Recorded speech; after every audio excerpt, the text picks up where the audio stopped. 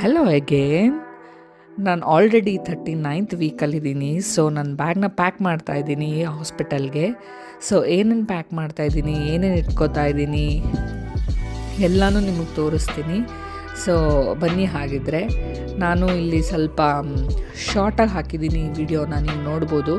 ಬರೀ 60 ಸೆಕೆಂಡ್ಸಲ್ಲಿ ಹಾಕಿದ್ದೀನಿ. ಬಟ್ ನೀವು ಫುಲ್ ವಿಡಿಯೋ ನೋಡಬೇಕು ಅಂತಂದರೆ ನೀವು ಚಾನಲ್ಗೆ ಹೋಗಿ ಚೆಕ್ ಮಾಡ್ಬೋದು. Thank you.